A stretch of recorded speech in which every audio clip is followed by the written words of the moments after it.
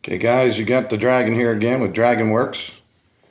This is the 79 GS850G that I'm doing a Brat conversion on.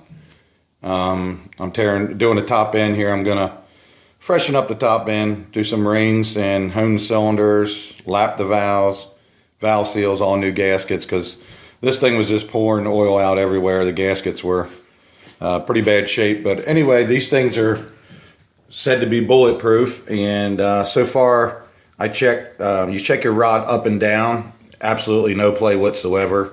You'll get a little bit side to side here, as long as it's not excessive. That's good. This engine has 23,000 miles on it. The only thing I've found bad about this engine is it just was neglected a little bit. The guy didn't take care of the gaskets, got some buildup on the pistons, might have been burned a little oil, some bad gas. They're pretty cruddy for 23,000, but definitely he did do some maintenance on it, because I found aftermarket shim here. So he was taking care of keeping his valve clearances in check, and so that means the bike was maintained somewhat. That's a stock shim here, and basically, yeah, on these older ones, the shims just go in the top. Just push it in there, and then right here you can see this has the bucket. Hang on, let this thing focus. It's me because I'm moving around so much, and seems like I'm yelling. And this one does not, so the bucket just simply goes over that, like, and then you just push it down and it'll look like that. So anyway, pull them out, and then underneath there, that's your valve spring retainer, and under there is your valve spring. So for those who don't know that, and basically it's got a little bit of build up here. Sorry, the lighting's not that great. There, just want one of my buckets. Little bit of build up on some of the valves like that. So they'll be removed, and I'll clean all those up, and I'll put new seals in. So not too bad, but I suspected this thing might have worn rings, because I had one cylinder was a little bit lower than the others on compression. Not bad, but it was a little lower. But it might have just been the buildup on the valves, or there could have been a ring stuck on one of the pistons. I don't know yet, but anyway, I'm going to go ahead, if I can, go ahead and freshen it up anyway, with the new rings and honing. Now, that brings me to another subject. This thing with 23,000 miles on it, I'm going to try to focus in here, guys. Bear with me. Still has the cross hatching in the cylinders. So you have to see if you can see it, if it'll focus. Hang on, let me back up here, and I'll bring it in a little. Sometimes that helps focus it. Bear with me.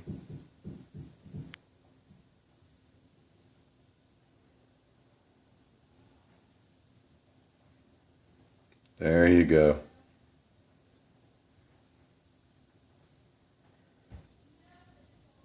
See it? So what you're looking at, there's little X marks there, for people who do not know. That's when something's machined, then you'll hone it with like a stone type material, and what that does is it gives you an area for the pistons, the rings to seat, a softer area. And basically when you see cross hatching still at 23,000, means that the engine's running nice and true, no abnormal wearing. It hasn't been run low on oil or any of that kind of stuff. So that's good to see. And again, I'm sorry for the filming. It's just the way the lighting is, and I got a camera phone, and I'm trying to hold it still, and I'm trying to get that cross hatching for you. But what happens is I got a bright halogen light, and it hits them shiny cylinders, and it has a hard time deciding what it wants to focus on. So forgive me for that. But you can kind of see what I'm talking about there. Some of you know exactly what I'm talking about, and others will be trying to figure it out. But hey, if you can't figure it out on this video, maybe check out some other ones on YouTube or something, about cross hatching in the cylinders. So anyway, got that, and the cams look great. All the journals are good. Bearings look excellent. Everything looks really good. No wear there. And sorry about the shaking. Like I say, was holding it with 2 fingers there. Sorry about that. Makes it really blurry.